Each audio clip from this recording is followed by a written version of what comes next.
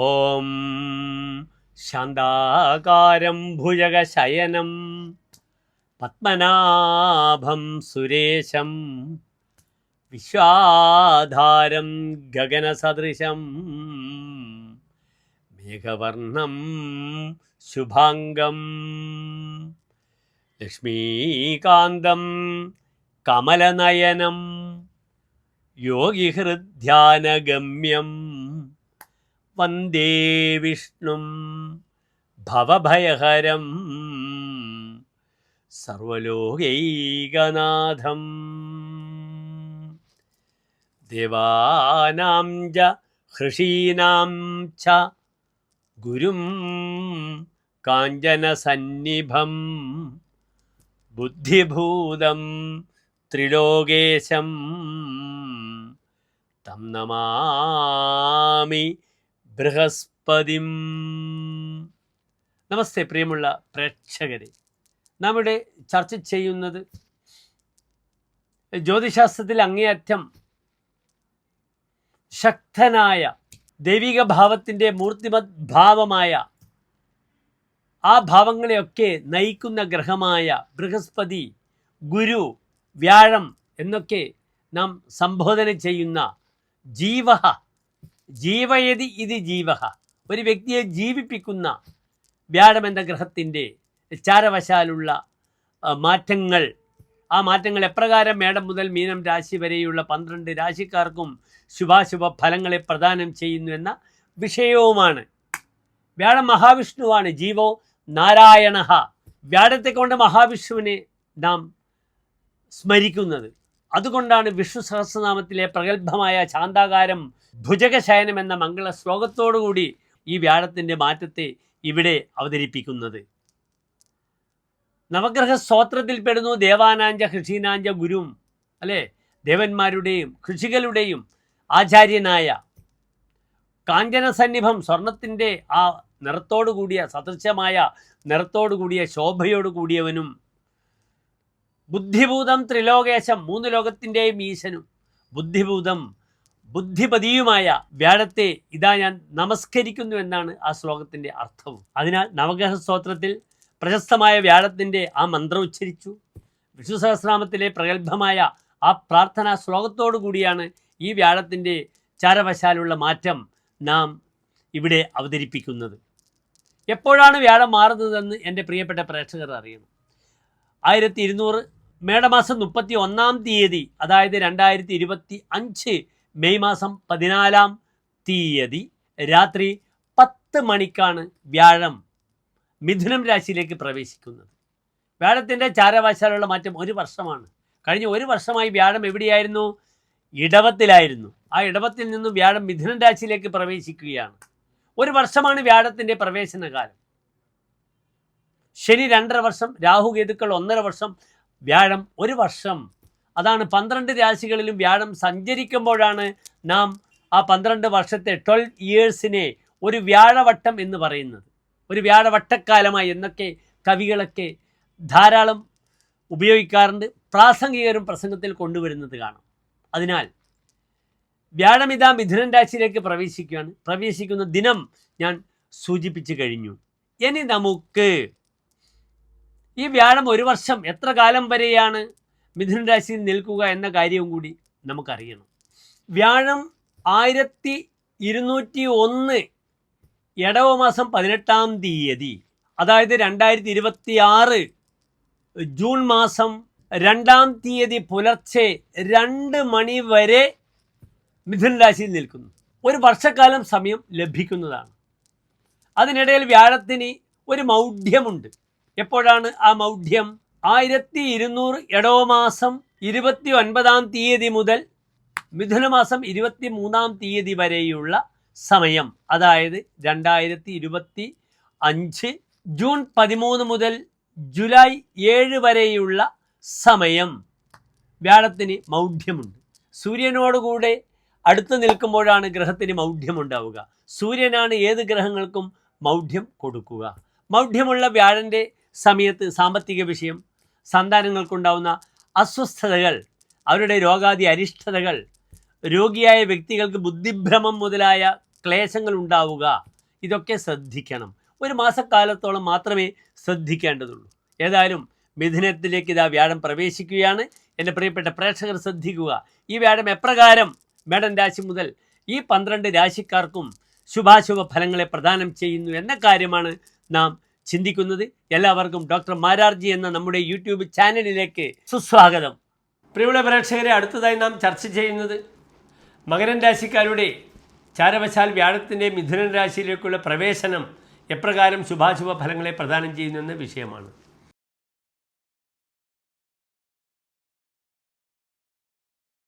മകരൻ രാശി എന്നാൽ നിങ്ങൾക്കറിയാം, ഉത്രാട നക്ഷത്രത്തിൻ്റെ അവസാനത്തെ 45 നാഴിക, തിരുവോണം അവിട്ടം നക്ഷത്രത്തിൻ്റെ ആദ്യത്തെ 30 നാഴിക വരുന്ന 2.25 നക്ഷത്ര സമൂഹമാകുന്നു മകരൻ രാശി. ഇവിടെ മകരൻ രാശിക്കാർക്ക് കഴിഞ്ഞ ഒരു വർഷക്കാലം വ്യാഴം 5-ാം ഭാവത്തിലായിരുന്നു. വളരെയധികം ശക്തനായി ഒരു മകരൻ രാശിക്കാരന് തൻ്റെ പഠനത്തിനും യാത്രയ്ക്കും ചെറിയ കുട്ടികളുടെ വിദ്യാഭ്യാസ മേഖലയിലും അല്ലെങ്കിൽ പലപ്പോഴും പൊസിഷനും പദവിയും ലഭിച്ച് മുന്നോട്ട് നയിച്ചിട്ടുണ്ടാകാം 5-ാം ഭാവത്തിലെ വ്യാഴം. സന്താന വിഷയത്തിൽ 5-ാം ഭാവത്തിലേക്ക് വ്യാഴം നല്ലതല്ല. കാരണം പുത്രകാരകനായ വ്യാഴം പുത്രസ്ഥാനമായ 5-ാം ഭാവത്തിൽ നിൽക്കുമ്പോൾ സന്താന വിഷയത്തേക്ക് ബുദ്ധിമുട്ടുണ്ടാക്കും. ഇപ്പോൾ വ്യാഴം സഞ്ചരിച്ചിരിക്കുന്നത് 5-ാം ഭാവത്തിൽ നിന്നും പ്രായണ അത്ര സുഖമല്ലാത്ത ദുർബലമായ 6-ാം ഭാവത്തിലേക്കാണ്. ഇവിടെ മകരൻ രാശിക്കാർക്ക് ഏഴരശനിയുടെ കാഠിന്യം കഴിഞ്ഞ് ശനി 3-ാം ഭാവത്തിലേക്ക് ശക്തമായി പ്രവേശിച്ചു കഴിഞ്ഞു. അതിനാൽ ശനിദോഷം സമാപിച്ചു കഴിഞ്ഞു.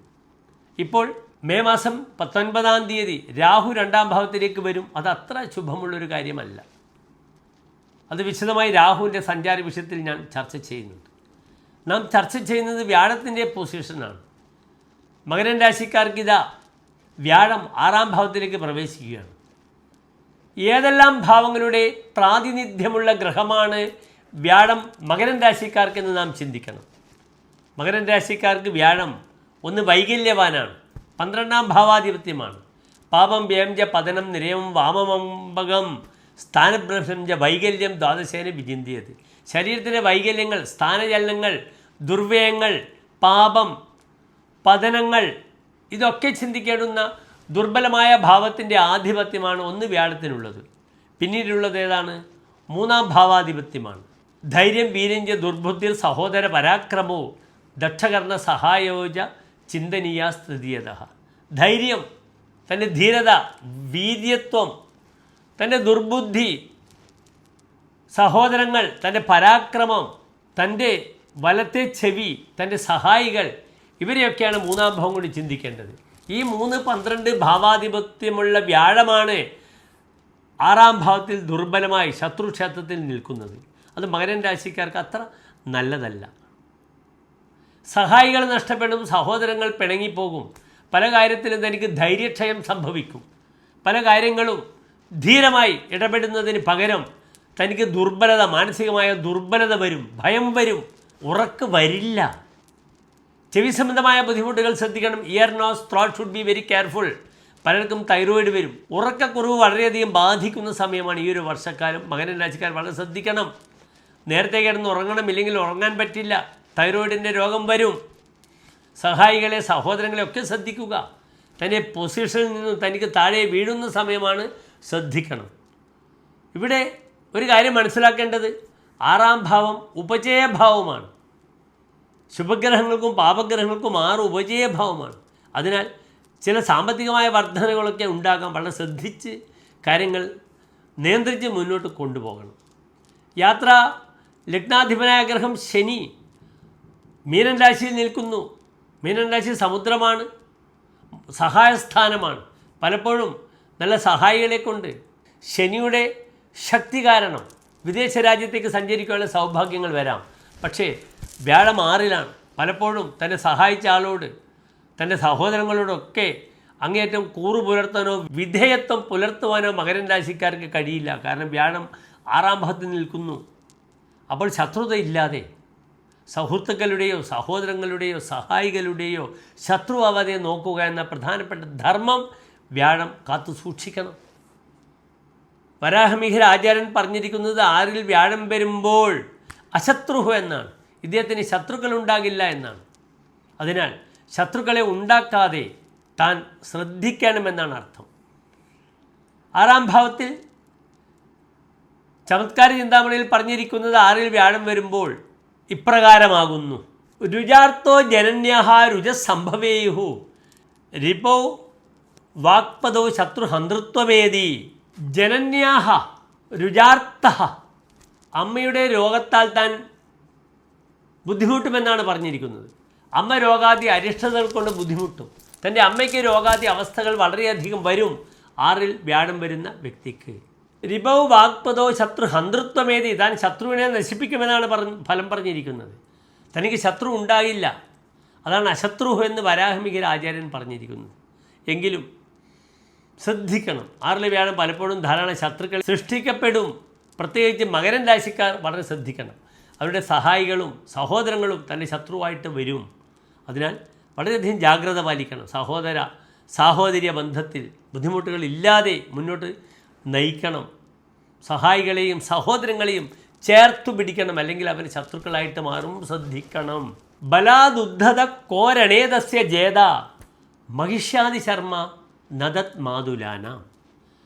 അമ്മയ്ക്ക് രോഗം പറഞ്ഞു, അപ്രകാരം അമ്മാമന്മാർക്കും രോഗാദി അരിഷ്ടതകൾ വരും. തനിക്ക് നാൽക്കാലികളും വാഹനങ്ങളും ലഭിക്കും. മഹിഷ്യാദി ശർമ്മ, നാൽക്കാലികളുടെ പോത്ത് മുതലായവരുടെ സുഖം ലഭിക്കും. അതിനാൽ നാൽക്കാലികളുമായി ബന്ധപ്പെടുന്ന വിഷയത്തിൽ ഈ വ്യാഴം വളരെ നല്ലതാണ്. ആരെങ്കിലും ഫാം ഹൗസൊക്കെ തുടങ്ങുന്നുണ്ടെങ്കിൽ ഈ വർഷം ആരംഭിച്ചാൽ അടുത്ത വർഷം മകരൻ രാശിക്കാർക്ക് വ്യാഴം 7-ൽ വരികയാണ്. അടുത്ത ജൂൺ 6 മുതൽ കർക്കിടകൻ രാശിയിൽ. അതിനാൽ ഫാമിങ്ങുമായി ബന്ധപ്പെടുന്ന പ്രവർത്തനങ്ങളൊക്കെ ഉണ്ടെങ്കിൽ അതുമായി ബന്ധപ്പെടുന്ന പ്രവർത്തനങ്ങൾ വന്നാൽ അതിൻ്റെ ഗുണപരമായ ഫലം അടുത്ത വർഷം അനുഭവിക്കാൻ നിശ്ചയമായി മകരൻ രാശിക്കാർക്ക് കഴിയും. യുദ്ധത്തിൽ എതിർത്ത് വരുന്നവരെയെല്ലാം തനിക്ക് പരാജയപ്പെടുത്താം, അല്ലെങ്കിൽ തൻ്റെ ആ വാഗ്വൈഭവത്തിലൂടെ, പ്രഭാവത്തിലൂടെ, വ്യക്തിപ്രഭാവത്തിലൂടെ അവരെ എന്ത് ചെയ്യാം, അവരെ തൻ്റെ വരുതിയിലാക്കാം എന്നൊരു നല്ല ഫലം പറഞ്ഞിട്ടുണ്ട്. ഭാര്യാസുഖം വേണ്ടത്ര ലഭിക്കണമെന്നില്ല 6-ൽ വ്യാഴം നിൽക്കുമ്പോൾ. അങ്ങനെയൊരു ഫലവും ആചാര്യൻ പറഞ്ഞിട്ടുണ്ട്. ഏതായാലും ഈ ശത്രുസ്ഥാനത്ത് 6-ാം ഭാവം നിൽക്കുന്ന വ്യാഴത്തിന് എൻ്റെ പ്രിയപ്പെട്ട പ്രേക്ഷകർ എന്ത് ചെയ്യണം? ദേവാലയങ്ങളിൽ പോയി എല്ലാ വ്യാഴാഴ്ചയും തുളസിമാല പാൽപ്പായസം വഴിപാടായി സമർപ്പിക്കണം. തുളസിമാല വഴിപാടായി സമർപ്പിക്കുമ്പോൾ ധർമ്മ അർത്ഥ കാമ മോക്ഷത്തിൽ തുളസി എന്താകുന്നു? ധനമാകുന്നു. പാല് കാമമാകുന്നു, ആഗ്രഹങ്ങളുടെ പൂർത്തീകരണമാകുന്നു. അതുകൊണ്ടാണ് വിഷ്ണു ക്ഷേത്രത്തിൽ തുളസിമാലയും പാൽപ്പായസവും വഴിപാടായി സമർപ്പിക്കുവാൻ നാം പറയുന്നത്. അപ്രകാരം ഇവിടെ വ്യാഴത്തിൻ്റെ ബലത്തിനായി വിഷ്ണു സഹസ്രം ജപിക്കുക, വ്യാഴത്തിനെ സന്തോഷിപ്പിക്കാൻ നാരായണ കവചം ലഭിക്കുക, ശത്രുക്കളൊക്കെ പിരിഞ്ഞു പോകട്ടെ. ഇപ്രകാരം മകരൻ രാശിക്കാർ വളരെയധികം ജാഗ്രതയോടുകൂടി വേണം ഈ ഒരു വർഷത്തെ വ്യാഴത്തിൻ്റെ ശത്രുക്ഷേത്രത്തിലേക്കുള്ള മിഥുനൻ രാശിയിലേക്കുള്ള വ്യാഴത്തെ എന്ത് ചെയ്യാൻ? അങ്ങേയറ്റം സന്തോഷിപ്പിച്ച് പരിഹാരങ്ങൾ ചെയ്ത് പ്രാർത്ഥനകൾ ചെയ്ത് പൂർണ്ണതയിലെത്തിക്കുവാൻ ശ്രമിക്കണം. എല്ലാ പ്രിയപ്പെട്ട മകരൻ രാശി പ്രേക്ഷകർ അതിശോഭനമായ ഒരു വർഷക്കാലത്തെ പ്രാർത്ഥിക്കുന്നു. നന്ദി, നമസ്കാരം.